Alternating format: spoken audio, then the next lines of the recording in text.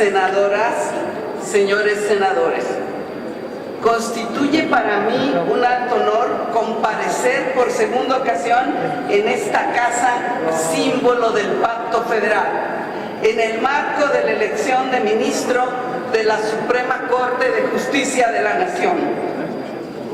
Lo hago con humildad y agradecimiento. Conmigo también comparecen las mujeres de México, e incluyo en este término desde la más modesta de las amas de casa hasta la más insigne de mis compatriotas. Me honra y distingue formar parte de la propuesta relativa del presidente constitucional de los Estados Unidos mexicanos, quien ha iniciado una nueva época de cambios en el país. No niego mi simpatía hacia la legitimidad del proyecto de gobierno que encabeza, porque coincide con los intereses de la nación y recupera la mejor tradición del gobierno honesto y responsable, adecuada en estos tiempos de incertidumbre y de carencias. Pero de ser electa por ustedes, senadoras, senadores, mi lealtad será con los fines y valores expresados en nuestra Carta Magna. La renovación de un asiento en la Suprema Corte de Justicia de la Nación no es un asunto sencillo, ni menos puede verse como un punto más de la agenda legislativa. Las instituciones de la República necesitan equilibrio de poderes para funcionar, pesos y contrapesos, que le dé sentido a la división de poderes. La vitalidad de las instituciones democráticas depende de los valores y de la voluntad de los miembros que las integran, además de las reglas que norman la vida social. Quiero ser ministra de la Corte y por eso estoy aquí con ustedes. Quiero deberme a la voluntad de la República por su voto y ser leal a la Constitución y al Estado mexicano. En cuanto a la pertinencia de mi inclusión en la terna, debo manifestar que soy una ciudadana íntegra, cabal, confiable, una profesional del derecho con convicciones y valores políticos que buscan el mejoramiento de mi país, así como un México de oportunidades para todos, para cumplir con el fin de un Estado democrático, que no es otro que la realización plena de la persona humana. Mi trayectoria está a la vista y todos podrán juzgarla. Comparto los anhelos de la mayoría de mexicanas y mexicanos por la construcción de un país mejor, donde la corrupción y la impunidad queden desterradas y se cumpla con el anhelo de Morelos de una justicia pronta, gratuita y sobre todo eficaz y efectiva para todos. He luchado por mi país y por mi pueblo, y eso no es una estigma.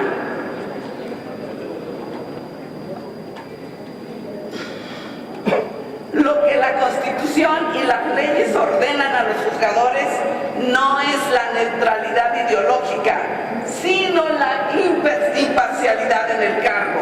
Eso lo he cumplido durante mi desempeño por más de 40 años en el servicio público, durante mi desempeño como juez y magistrada en el estado de Querétaro. Protestaré, de ser el caso, cumplir la Constitución y las leyes de la República. Acataré los valores y principios de la justicia en cada sentencia en cuya conformación intervenga como ministra. Vengo también de la docencia universitaria. He compaginado la vida judicial con la formación académica, pues una y otra se complementan. El derecho desde la reflexión es tan esencial como lo es el derecho vivo, vigente, el que encarna en los problemas de la realidad. Disociarlos no sirve ni a la academia ni a la práctica judicial. No creo en las escuelas de pensamiento jurídico, ni me adscribo a credos de ninguna ideología jurídica, porque los problemas concretos de los ciudadanos son más complejos que cualquier especulación filosófica. En el contexto actual vivimos una crisis de justicia, que es la deficiencia de nuestro Estado de Derecho. La ciudadanía percibe que sus jueces no son sus jueces, sino que son parte de una minoría no representativa que solo legitima el aparato de impartición de legalidad. En las personas, la encarnación del Estado de Derecho es débil, porque el primer contacto del individuo con un proceso, sea penal, civil, administrativo o laboral, generalmente es decepcionante y en muchas ocasiones se le percibe como deshonesto. La ciudadanía quiere justicia honesta, tribunales independientes, y nos los dicen todas las encuestas y consultas. La población quiere jueces, magistrados, ministros que entiendan la nueva etapa histórica que vivimos. Quiere que los tribunales sean una trinchera para la defensa de las libertades y de su patrimonio. Que el poder judicial sea la barrera de contención de los atropellos e injusticias. México demanda de la Suprema Corte la protección de las vidas de sus individuos y la defensa de sus libertades. México necesita una Suprema Corte que contribuya a conservar el Estado de Derecho en estos tiempos de turbulencia e incertidumbre por los que transita el mundo. México sufre como pocas veces en su historia porque vive el drama de miles de personas desaparecidas y pérdidas de miles de vidas humanas en un contexto de crimen y corrupción pública y privada. Debemos aplicar la energía del derecho para combatir la erosión del Estado de Derecho. La Suprema Corte tiene un enorme desafío en este ámbito de la vida nacional. Ninguna institución debe permanecer impasible ante los miles de desaparecidos y de personas fallecidas en un contexto de crimen organizado. En un país de desigualdad social y pobreza extrema, la nueva era del Poder Judicial debe enfocarse en el remedio de las violaciones a los derechos sociales y económicos de la población.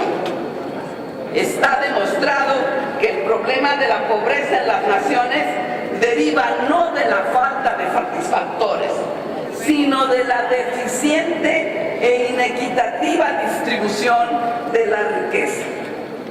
El derecho, que en tanto que reconocido y declarado dimane de nuestros tribunales, debe ser un instrumento de justicia económica y social.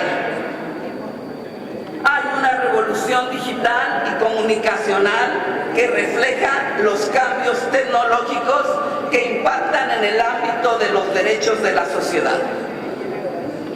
Existe una nueva conciencia cívica que remite a una pluralidad de derechos de emergencia. El cambio climático genera reclamos de derechos del medio ambiente. También el fenómeno migratorio hoy impacta en el sistema de derechos. Todo esto debe ser considerado en la nueva era del Poder Judicial y que nuestra Corte no debe ignorar. Pero la Corte también debe ampliar las libertades constitucionales. Debemos emprender una lucha por las libertades de las personas físicas y morales, y no solo ante las amenazas del poder público, sino también para proteger a los habitantes de los poderes privados que despliegan un poder oligárquico y descontrolado, que incluso a veces es más temible que los atropellos de las agencias de la autoridad estatal. No puede haber poderes públicos o privados por encima de la Constitución. No puede ser el dinero, la influencia, la amistad o el poder los que determinen quién gana o pierde en un juicio. Debemos democratizar la justicia para la democratización del poder público. La función en la Suprema Corte no es unipersonal, por lo que si se aspira a esta alta investidura, ustedes y la opinión pública deben conocer las convicciones básicas desde las cuales pretendo ser ministra. Por ello, propongo las siguientes ideas que pueden revitalizar a nuestra Corte en la transición que vive México. Nuestra Suprema Corte debe convertirse en un auténtico tribunal constitucional, de forma similar a cómo funcionan las democracias avanzadas. Hay que conservar a la Corte la competencia de interpretar la Constitución, estableciendo los criterios torales que debe de acatar el conjunto de las autoridades. Hoy nuestra Corte se encuentra sobrecargada de asuntos, muchos repetitivos, muchos que son de legalidad y de trámite de aplicación de estándares ya definidos en jurisprudencia. Yo defenderé el principio de que México tenga un tribunal constitucional que además brinde estabilidad al sistema de los poderes públicos. Una Corte renovada tendrá que adaptarse a la era que vive el mundo, con sentencias novedosas y protectoras de los derechos humanos. Tenemos que buscar una jurisprudencia acorde a los paradigmas de la comunidad internacional y asumir los fundamentos de las nuevas tendencias universales en la interpretación del derecho, a la par de los tribunales constitucionales de las democracias modernas. La recepción de las sentencias protectoras y procedentes de la Corte Interamericana debe de inspirar el trabajo diario de nuestros jueces y magistrados. Propongo que los mecanismos de rendición de cuentas y de transparencia se trasladen a los órganos de la Administración Pública Federal. Ningún poder puede apartarse del control constitucional y menos aún en el sistema de justicia. También la Suprema Corte debe propiciar que el Poder Judicial se someta al control constitucional